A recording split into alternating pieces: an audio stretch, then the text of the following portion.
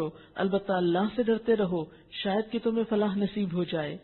اور تم اللہ کی راہ میں ان لوگوں سے لڑو جو تم سے لڑتے ہیں، مگر زیادتی نہ کرو کہ اللہ زیادتی کرنے والوں کو پسند نہیں کرتا۔ ان سے لڑو جہاں بھی تمہارا ان سے مقابلہ پیش آئے، اور انہیں نکالو جہاں سے انہوں نے تم کو نکالا، یعنی مکہ کی طرف اشارہ ہے، اس لیے کہ قتل اگرچہ برا ہے مگر فتنہ اس سے بھی زیادہ برا ہے۔ قتل میں تو ایک شخص متاثر ہوتا اور فتنے میں ہزاروں لوگ۔ اور مسجد حرام کے قریب جب تک وہ تم سے نہ لڑیں تم بھی نہ لڑو، مگر جب وہ وہاں لڑنے سے نہ چوکیں تو تم بھی بے تکلف انہیں مارو، کہ ایسے کافروں کی یہی سزا ہے۔ پھر اگر وہ باز آ جائیں تو جان لو کہ اللہ معاف کرنے والا اور رحم فرمانے والا ہے۔ تم ان سے لڑتے رہو یہاں تک کہ فتنہ باقی نہ رہے اور دین اللہ کے لیے ہو جائے۔ پھر اگر وہ باز آ جائیں تو سمجھ لو کہ ظالموں کے سوا اور کسی پر دست درازی روا نہیں۔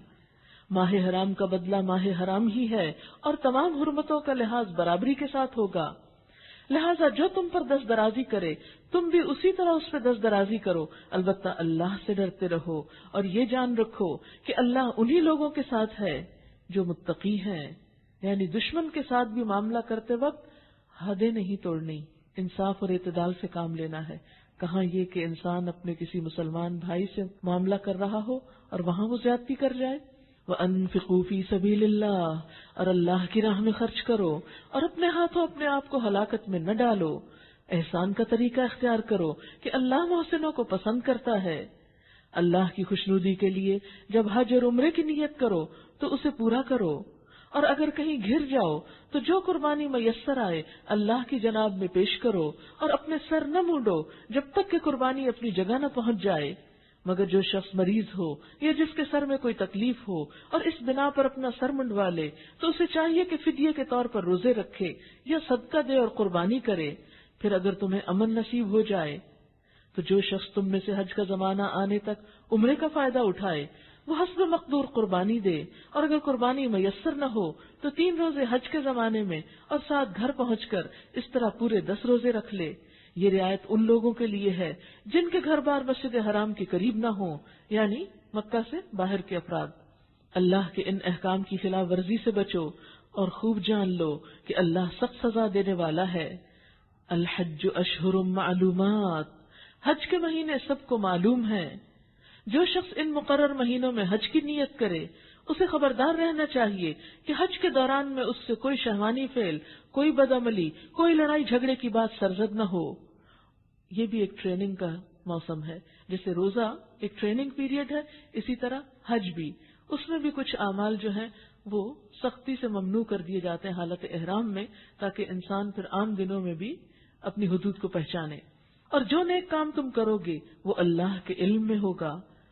وَتَزَوَّدُوا، اور سفر حج کے لیے زاد راہ ساتھ لے جاؤ، اور سب سے بہترین زاد راہ پرہیزگاری ہے، کیونکہ تقویٰ ہوگا تو وہاں لاکھوں کے مجمع میں انسانوں کے حقوق صحیح طور پہ ادا کر سکو گے، اور اگر خدا کا خوف نہ ہوا تو محض جانا اور آنا ہی ہوگا اور دوسروں کو اذیت دینا ہوگا۔ بس اے ہوش مندو، میری نافرمانی سے پرہیز کرو۔ لیس علیکم جناح ان تبتغوا فضلا من ربکم، اور اگر حج کے ساتھ ساتھ تم اپنے رب کا فضل بھی تلاش کرتے جاؤ تو اس میں کوئی مذائقہ نہیں۔ پھر جب عرفات سے چلو تو مشعر حرام مزدلفہ کے پاس ٹھہر کر اللہ کو یاد کرو، اور اس طرح یاد کرو جس کی ہدایت اس نے تمہیں دی ہے، ورنہ اس سے پہلے تو تم لوگ بھٹکے ہوئے تھے۔ یہاں سے یہ پتہ چلتا ہے کہ اللہ کو یاد کرنے کے لیے بھی وہ طریقے اختیار کرنے چاہیے جو اللہ تعالیٰ نے سکھائے ہیں، یعنی ذکر کے معاملے میں بھی خود ساختہ طریقے درست نہیں، اپنے منمانے سٹائل پر نہیں، بلکہ اس میں بھی وَاذْكُرُوهُ كَمَا هَدَاكُمْ، ذکر بھی ایسے ہو جیسے اس نے تمہاری رہنمائی کی، اور اس میں بہترین رہنمائی محمد الرسول اللہ صلی اللہ علیہ وسلم کے طرز عمل میں ہے کہ آپ صلی اللہ علیہ وسلم کس کس قسم کا ذکر کیا کرتے تھے، کس کس شکل میں کیا کرتے تھے، مثلا نماز کی شکل میں، قرآن پاک کی تلاوت کی شکل میں، دیگر مخصوص مسنون اذکار کی شکل میں۔ میں سوچتی ہوں کہ آپ صلی اللہ علیہ وسلم نے ہر موقع کی ہر کام کی دعا سکھائی۔ اگر آپ دعاؤں کے ذخیرے کو دیکھیں تو آپ حیران ہو جائیں گے، یعنی حتیٰ کہ آپ اوپر جا رہے ہوں تو بھی دعا ہے، نیچے اتر رہے ہوں تو بھی دعا ہے، کھا رہے ہیں تو بھی، سو رہے ہیں تو بھی، شوہر اور بیوی کا تعلق ہے تو بھی دعا سکھائی جا رہی ہے، واش روم میں جا رہے ہیں باہر آ رہے ہیں تو بھی دعا سکھائی گئی ہے۔ یعنی کوئی موقع ایسا نہیں نظر آتا کہ جہاں پر اللہ کے ذکر کا مسنون طریقہ نہ بتایا گیا ہو. یہ الگ بات ہے کہ ہمیں پتہ ہی نہیں اور ہم لا علمی میں ایک بہت بڑے خیر سے محروم رہتے ہیں.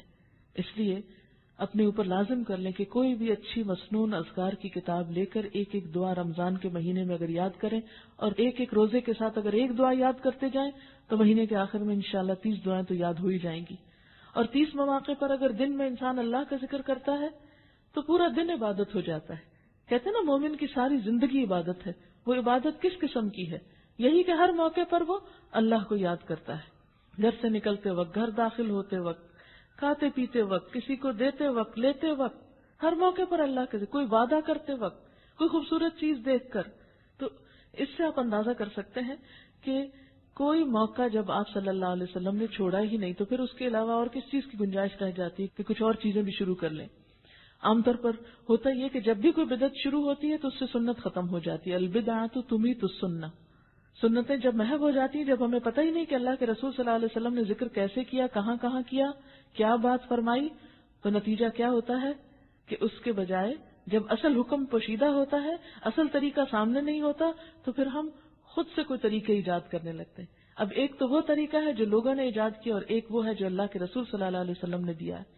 تو ہمارے لیے عبادت کس طریقے سے اختیار کرنے میں جو آپ صلی اللہ علیہ وسلم کا طریقہ ہے. ثم افیدوا من حیث افاض الناس. پھر پلٹو جہاں سے لوگ پلٹتے ہیں.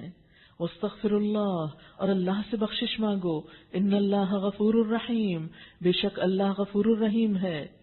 یہاں دراصل حج کے موقع پر عرفات جانے کا حکم دیا جا رہا ہے کیونکہ اہل عرب اور خاص طور پر قریش کا قبیلہ جو تھا، جو بڑے بڑے معزز لوگ تھے، وہ اپنی شان کے خلاف سمجھتے تھے کہ جہاں ساری عوام جاتی ہے وہاں ہم بھی جائیں. تو وہ اس سے پہلے ہی پلٹ آتے تھے. فرمایا نہیں، وہیں سے لوٹو جہاں سے لوگ جا کے لوٹتے ہیں، اور اللہ سے معافی چاہو. یقیناً وہ معاف کرنے والا اور رحم فرمانے والا ہے. پھر جب اپنے حج کے ارکان ادا کر چکو تو جس طرح پہلے اپنے آباء و اجداد کا ذکر کرتے تھے اس طرح اب اللہ کا ذکر کرو. یعنی اس موقع پر بھی اللہ کو یاد کرو، بلکہ اس سے بھی بڑھ کر ان میں سے کوئی تو ایسا ہے جو کہتا ہے ربنا آتنا فی الدنیا وما لہ فی الآخرۃ من خلاق، کہ اے ہمارے رب ہمیں دنیا ہی میں سب کچھ دے دے، ایسے شخص کے لیے آخرت میں کوئی حصہ نہیں. اور کوئی کہتا ہے کہ ربنا آتنا فی الدنیا حسنۃ وفی الآخرۃ حسنۃ وقنا عذاب النار، اے ہمارے رب ہمیں دنیا میں بھی بھلائی دے اور آخرت میں بھی بھلائی اور آگ کے عذاب سے ہمیں بچا. ایسے لوگ اپنی کمائی کے مطابق دونوں جگہ حصہ پائیں گے اور اللہ کو حساب چکاتے کچھ دیر نہیں لگتی. بات یہ ہے کہ ذکر اور دعا انسان کی شخصیت کی عکاسی کرتا ہے.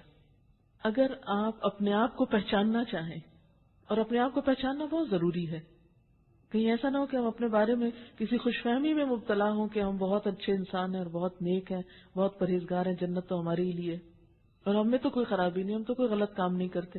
عموماً یہی دیکھا گیا، ہر شخص اپنے عمل کو جسٹیفائی کر رہا ہوتا ہے. تو اللہ تعالیٰ نے کچھ ایسے کرائیٹیریاز دیے ہیں جس میں ہم اپنے آپ کو رکھ کے دیکھ سکتے ہیں کہ ہم کون ہیں. ان میں سے ایک معیار، ایک پیمانہ کیا ہے؟ اپنی دعاؤں کے آئینے میں جھانکو، تم کون ہو، تمہارا ایمان کیا ہے، تمہاری پرائرٹیز کیا ہیں، تمہارے مقاصد کیا ہیں، تمہاری دلچسپیاں کیا ہیں، تمہاری محبتوں کے مرکز کیا ہیں. کیونکہ جو چیز انسان کے دل میں لگی ہوئی ہوگی نا، زبان پہ بھی وہی آئے گی. جن چیزوں کی دل میں بہت اہمیت ہے، دعائیں بھی بس انہی کے لیے مانگی جائیں گی، باقی چیزیں بھول جائیں گی. تو جو لوگ دنیا کی محبت میں ڈوبے ہوتے ہیں وہ اللہ کے گھر میں بھی پہنچ کر دنیا کو نہیں بھولتے، وہاں بھی وہ صرف دنیا مانگ کر آ جاتے ہیں، وہ آخرت کو بھول جاتے ہیں، وہاں جا کر بھی آخرت بھولے رہتے ہیں. لیکن اس کے برعکس جو شخص آخرت کو سامنے رکھ کے جیتا ہو، جس کے دل میں آخرت کی اہمیت ہو، وہ وہاں جا کر دنیا کے ساتھ ساتھ آخرت بھی مانگتا ہے، بلکہ آخرت پہلے مانگتا ہے، دنیا بعد میں مانگتا ہے. ہم سب کو بھی اپنی اپنی دعاؤں کا جائزہ لینا چاہیے.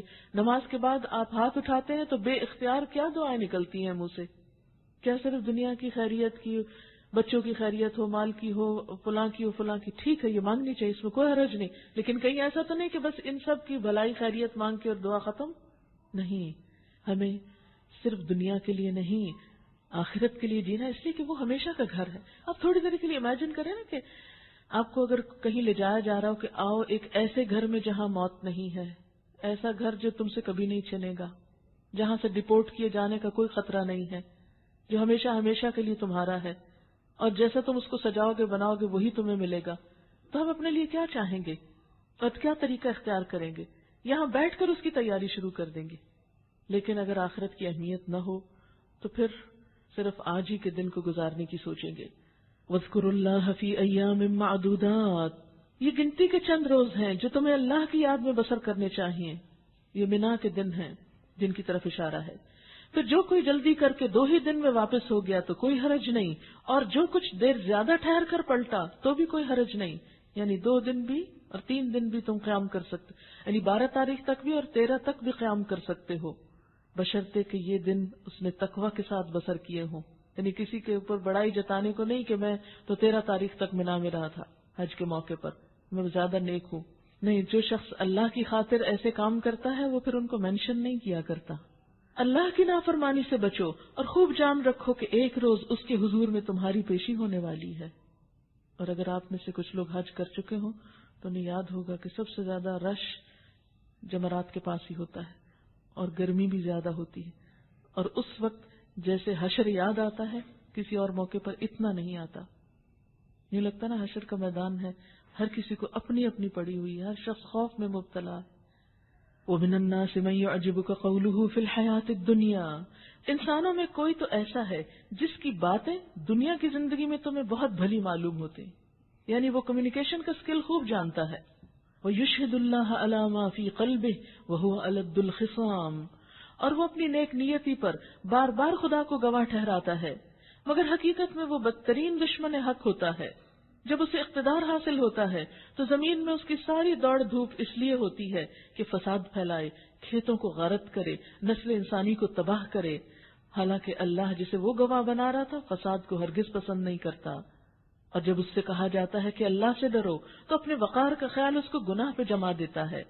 ایسے شخص کے لیے تو بس جہنم ہی کافی ہے، اور وہ بہت برا ٹھکانہ ہے۔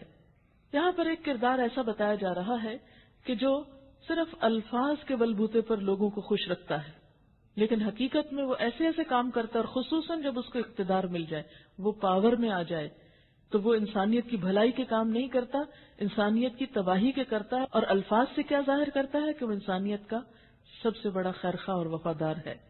اور خصوصاً اللہ تعالیٰ نے جو 2 نشانیاں بتائی ہیں ایسے لوگوں کی، وہ کیا ہیں؟ یہلک الحرث والنسل، کھیتی اور نسل کا ہلاک کرنا۔ آج آپ دیکھیں کہ ترقی یافتہ ممالک جہاں اگر ایک بلی بھی زخمی ہو جائے تو لوگ رونے لگتے ہیں اور ان کے لیے ہسپتال بنے ہوئے ہیں، دوسری طرف امت مسلمہ کو کاٹ کاٹ کے پھینک رہے ہیں، تباہ و برباد کر رہے ہیں، لیکن اس کے باوجود بھی سب سے بڑے مہربان ہیں۔ وہاں پر صرف یہ ظاہری مسلمانوں کے ساتھ جو زیادتیاں ہو رہی ہیں وہ تو ایک طرف، دوسری طرف ہم دیکھتے ہیں کہ ایسی ایسی ٹیکنالوجی اختیار کی جا رہی ہے کہ جس کے نتیجے میں دنیا بھر کے لوگ ان کے غلام ہو جائیں۔ مثلاً ایسے ایسے پیسٹیسائیڈز اور زہریلی کھادیں تیار کی گئی ہیں کہ جس کا استعمال وقتی طور پہ فصلوں کے لیے بڑا فائدہ مند ہوتا ہے، لیکن زمین کے بہت سے کیڑے مکوڑوں کو ختم کر کے رکھ دیتا ہے۔ حالانکہ یہی کیڑے مکوڑے زمین کو نرم کرنے کا کام کرتے ہیں، جس سے پودوں کی جڑیں خوب پھیلتی ہیں، پانی اندر جذب ہوتا ہے، پودے زیادہ بڑے ہوتے ہیں، زیادہ صحت مند ہوتے ہیں۔ اب جب سے بہت زیادہ زہریلی دوائیاں استعمال کی جانے لگی تو نتیجہ کیا ہوا کہ اس سے لائف سائیکل جو تھا وہ ڈسٹرب ہوا، بہت سے کیڑے مکوڑے مر گئے، اور کیڑے مکوڑوں کو کھانے والے وہ پرندے پہ ختم ہو گئے کہ جو ان پہ جیتے تھے، ان کی نسلیں ختم ہونے لگی۔ پھر آپ دیکھیں کہ جب زمین زیادہ نرم ہوتی ہے تو اس سے آکسیجن بھی زیادہ اس میں جذب ہوتی ہے اور یہ پودے کے لیے زیادہ فائدہ مند ہوتی ہے، لیکن ہم دیکھتے ہیں کہ بہت ساری زہریلی ادویات زمین کے لیے ایجاد کر کے بظاہر یہ بتایا گیا، اور ایسی ایسی ایڈورٹائزمنٹ دی جاتی ہے کہ جس سے یہ پتہ چلتا ہے کہ اس سے بڑھ کر تو کوئی چیز انسانیت کے بھلے کے لیے ہے ہی نہیں۔ اتنے خوبصورت الفاظ میں ان چیزوں کو پیش کیا جاتا ہے کہ ہر شخص اس کے سحر میں گرفتار ہو جاتا ہے، اور دوسری طرف ہم دیکھتے ہیں کہ اس کے نقصانات اتنے شدید ہیں کہ بہت سی تباہی زمین پر اس کی وجہ سے ہو رہی ہے۔ اور پھر ایسے بیج تیار کیے جا رہے ہیں کہ جن سے ایک سال تو فصل خوب ہوتی ہے، خوب پیداوار آتی ہے، انسان خوب کمائی کرتا ہے اس میں سے، لیکن آئندہ سال وہ فصل بیج نہیں بنا سکتی، یعنی ایسے پھل اس سے پیدا ہوتے ہیں جن کے اندر بیج ہی نہیں ہوتے۔ اور اس طرح بھی آپ کیا کرتے ہیں کہ ہر سال آپ کو نیا بیج خریدنے کی ضرورت ہوتی ہے، اور اگر وہ بیج چند ہاتھوں میں ہے، ایسی قوموں کے پاس ہے جن سے آپ کی کچھ انبن ہو گئی، تو نتیجہ کیا ہوگا؟ پھر آپ کی زمینیں خالی پڑی رہیں گی اور آپ کے پاس بیج ہی نہیں ہوں گے، کیونکہ بیج بننے کا عمل اور پروسیس تو ختم ہو چکا۔ اس سے کھیتوں کی ہلاکت مسلمہ امر ہے. پھر اسی طرح نسلوں کی ہلاکت، ایک طرف تو نسل سے مراد جانوروں کی نسل بھی ہو سکتی ہے، پرندوں کی نسل ہو سکتی ہے، وہ لائف سائیکل کا ڈسٹرب کرنا ہو سکتا ہے، اور دوسری طرف انسانی نسل کی ہلاکت. ایسے ایسے خوشنما الفاظ کے ذریعے لوگوں کو قائل کیا گیا ہے کہ آئندہ مزید انسان دنیا میں نہ آئے. اور آپ نے دیکھو کہ خصوصاً جن ملکوں کی آبادی زیادہ ہے کچھ، وہاں پر کیا کیا جاتا ہے کہ بچوں کا پیدا ہونا ماں باپ کے لیے اور دوسرے رشتہ داروں کے لیے بھی اب باعث شرم ہوتا جا رہا ہے کہ لو اتنے بچے تمہارے. یعنی کسی کے اگر زیادہ بہن بھائی ہوں یا خاندان میں زیادہ بچے ہوں تو وہ شرمندگی محسوس کرتے ہیں کسی کو بتاتے ہوئے کہ ہم اتنے ہیں. ان لوگوں کو احمق سمجھا جاتا ہے کہ جن کے بچے زیادہ ہوں، بے وقوف قرار پاتے ہیں. یعنی انسان جیسی چیز جو ہے اس کا دنیا میں آنا ایک شرم کی بات ہو گئی. اور یہ سب پروپیگنڈا کس کی طرف سے ہے؟ جو خوشنما باتیں کرتے ہیں اور ان خوشنما باتوں کے اندر انسانیت کی ہلاکت کے ایجنڈا لیے ہوئے ہیں. وَمِنَ النَّاسِ مَن يَشْرِي نَفْسَهُ ابْتِغَاءَ مَرْضَاتِ اللَّهِ. دوسری طرف انسانوں ہی میں کوئی ایسا بھی ہے جو رضائے الہی کی طلب میں اپنی جان کھپا دیتا ہے.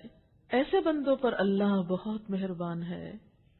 اے ایمان لانے والو، یا ایھا الذین آمنوا ادخلوا فی السلم کافہ، اے لوگو جو ایمان لائے ہو اسلام میں پورے کے پورے داخل ہو جاؤ، اپنی سوچ کے ساتھ، اپنے بول کے ساتھ، اپنے طرز عمل کے ساتھ، اپنے رویے کے ساتھ، اپنے معاملات کے ساتھ، اپنی انفرادی زندگی میں، اپنی اجتماعی زندگی میں. وَلَا تَتَّبِعُوا خُطُوَاتِ الشَّيْطَانِ، اور شیطان کی پیروی نہ کرو، شیطان کے قدموں پہ مت چلو، وہ تمہارا کھلا دشمن ہے. جو صاف صاف ہدایات تمہارے پاس آ چکی ہیں، اگر ان کو پا لینے کے بعد پھر تم نے لغزش کھائی تو خوب جان رکھو کہ اللہ سب پر غالب اور حکیم و دانا ہے. ان ساری نصیحتوں اور ہدایتوں کے بعد بھی لوگ اگر سیدھے نہیں ہو رہے تو فرمایا هل ينظرون الا ان ياتيهم الله في ظلل من الغمام والملائکہ وقضی الامر. کیا اب وہ اس بات کے منتظر ہیں کہ اللہ تعالیٰ بادلوں کا چتر لگائے، فرشتوں کے پرے ساتھ لیے خود سامنے آ موجود ہو اور فیصلہ ہی کر ڈالا جائے؟ آخرکار سارے معاملات پیش تو اللہ ہی کے حضور ہونے والے ہیں. سل بنی اسرائیل کم آتیناہم من آیت بینہ، بنی اسرائیل سے پوچھو کیسی کھلی کھلی نشانیاں ہم نے انہیں دکھائی ہیں. پھر اللہ کی نعمت پانے کے بعد جو قوم اس کو شقاوت سے بدلتی ہے اسے اللہ کیسی سخت سزا دیتا ہے. بنی اسرائیل نے نعمتیں پانے کے بعد ان کا حق ادا نہ کیا. بتایا ہمیں جا رہا ہے کہ اے امت مسلمہ، اب اللہ تعالیٰ اپنی نعمت تم پر فراواں کر رہا ہے، اپنی نعمت سے تمہیں مالا مال کر رہا ہے. اگر تم نے بھی حق ادا نہ کیا تو اللہ کی ناراضگی سخت آئے گی.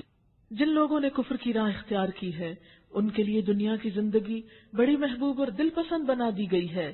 ایسے لوگ ایمان کی راہ اختیار کرنے والوں کا مذاق اڑاتے ہیں، مگر قیامت کے روز پرہیزگار لوگ ہی ان کے مقابلے میں عالی مقام ہوں گے. رہا دنیا کا رزق تو اللہ کو اختیار ہے، جسے چاہے بے حساب دے. یعنی دنیا کا رزق زیادہ ہونا اس بات کی علامت نہیں ہوتی کہ اللہ تم سے راضی بھی ہے، وہ تو اللہ کی تقسیم ہے، جس کو جو چاہے عطا کرے. لیکن اللہ کے نزدیک پسندیدہ وہی ہیں جو تقوی والے ہیں. ابتدا میں سب لوگ ایک ہی طریقے پر تھے، پھر بعد میں یہ حالت باقی نہ رہی اور اختلافات ہونے لگ گئے. تب اللہ نے نبی بھیجے جو راست روی پر بشارت دینے والے اور کج روی کے نتائج سے ڈرانے والے تھے، اور ان کے ساتھ کتاب برحق نازل کی تاکہ حق کے بارے میں لوگوں کے درمیان جو اختلافات رونما ہو گئے تھے ان کا فیصلہ کرے. یعنی دین کے معاملے میں یہ صورتحال عام طور پر دیکھنے میں آئی ہے کہ جب دین کی تشریح کی جاتی، کسی بھی ٹیکسٹ کی تشریح کی جاتی ہے تو اس میں ڈفرنس آف اوپینین آ جاتا ہے، اور یہ بڑا نیچرل ہے. مثلاً اگر میں آپ میں سے 2-4 لوگوں سے یہ کہوں کہ آپ اس میز کی ڈسکرپشن بیان کریں تو ہوگا وہ میز ہی، لیکن ہر ایک کا اینگل مختلف ہوگا. ہو سکتا ہے کوئی اس کے رنگ سے، کوئی اس کی لمبائی سے، کوئی اس کی اونچائی سے اس کے بارے میں بات کرنا شروع کرے. اب وہ اپنی اپنی جگہ سب درست ہیں، لیکن ہر ایک کے نقطہ نظر یا اس کے دیکھنے کا اینگل مختلف ہے. ان چیزوں کو فطری چیز سمجھتے ہوئے، ایک بالکل نیچرل سا اختلاف سمجھتے ہوئے، ایک دوسرے کے ساتھ وسعت قلبی کا ثبوت دیتے ہوئے چلتے رہنا چاہیے.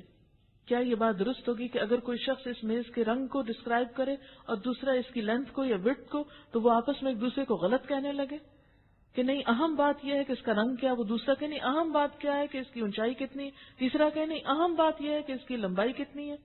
اور میں زیادہ درست ہوں اور میری انٹرپریٹیشن زیادہ بہتر اور دوسرا غلط ہے. دین کے معاملے میں اختلاف تو ایک بالکل فطری امر ہے، لیکن اختلاف جب مخالفت میں بدل جاتا ہے اور ایک دوسرے کو برا بھلا کہا جاتا ہے اور ایک دوسرے کے اوپر الزام تراشی کی جاتی ہے اور ایک دوسرے کی لیگ پولنگ کی جاتی ہے، ایک دوسرے کی جڑ کاٹنے کے پیچھے چل پڑتے ہیں، تو نقصان کیا ہوتا ہے کہ کسی اور دشمن کے آنے کی ضرورت نہیں ہوتی باہر سے. مسلمان آپس میں ایک دوسرے کو بہت کافی ہو سکتے ہیں.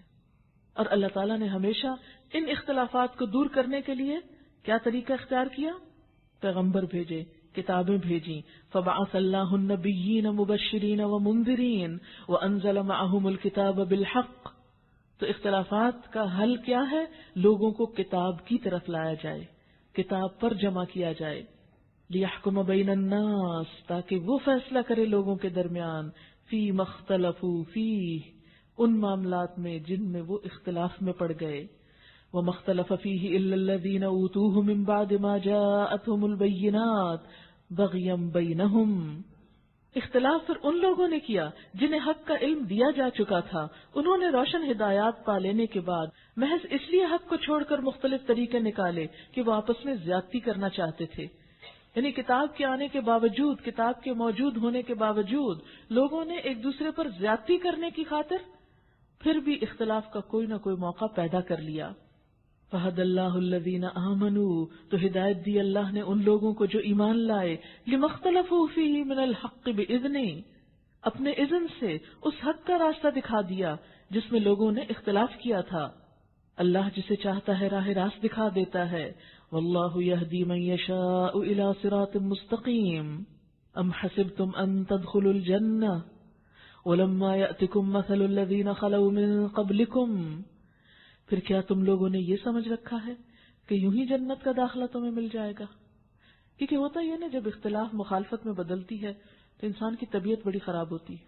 جب بے وجہ کی الزام تراشی سنتا ہے، بے وجہ کی اذیتیں لوگوں کی طرف سے دیکھتا ہے، جب آپ سیدھا چلنا چاہتے ہیں اور لوگ اس کے راستے میں رکاوٹیں ڈالیں، روڑے اٹکائیں، آپ کو پریشان کریں، چلنے نہ دیں، تو پھر آپ کیا ہوتا ہے، بد دل ہونے لگتے ہیں، آپ واپس پلٹنے لگتے ہیں کہ میں یہ کام نہیں کر سکتا.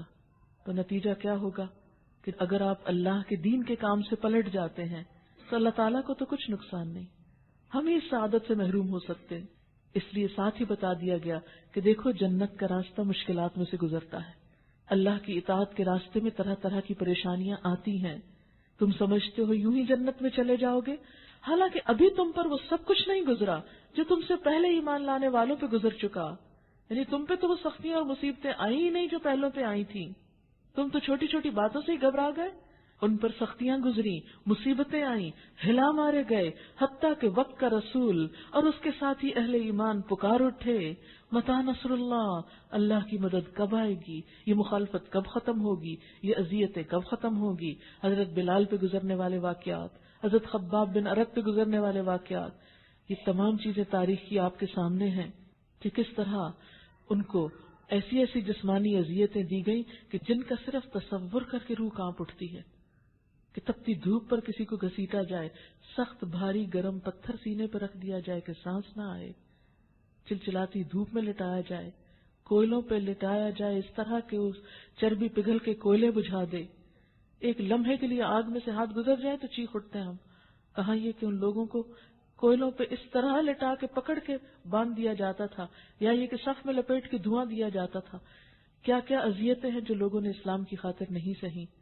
اور اس سے پہلے کے بھی انبیاء کی امتوں میں یہ اذیتیں تکلیفیں آئیں. فرمایا تم تھوڑی سی مخالفت سے گھبرا گئے، تم سے پہلے لوگوں کے اوپر کیا کچھ نہیں گزرا کہ وہ پکار اٹھے اللہ کی مدد کب آئے گی. الا سن لو ان نصر اللہ قریب، اللہ کی مدد یقیناً قریب ہے. یسألونک ماذا ينفقون، یہ پوچھتے ہیں آپ سے کہ کیا کچھ خرچ کریں، خرچ کہاں کریں، کیسے کریں، کتنا کریں. قل ما انفقتم من خیر فللوالدین والاقربین والیتامی والمساکین وابن السبیل. جواب دو کہ جو مال بھی تم خرچ کرو اپنے والدین پر پہلا حق، یعنی مال کے سب سے پہلے مستحق کون ہے؟ والدین. لیکن مرد حضرات اگر ماں باپ کو کچھ بھیجنا چاہیں تو عموماً رکاوٹ کون بنتا ہے؟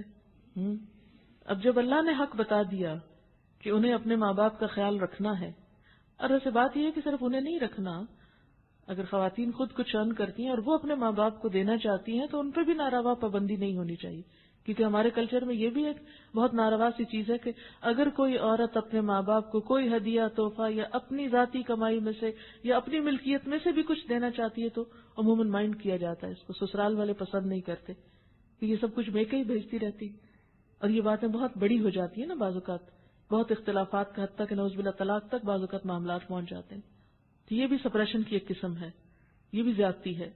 ماں باپ چاہے لڑکی کے ہوں یا لڑکے کے ہوں، دونوں ہی محترم ہیں۔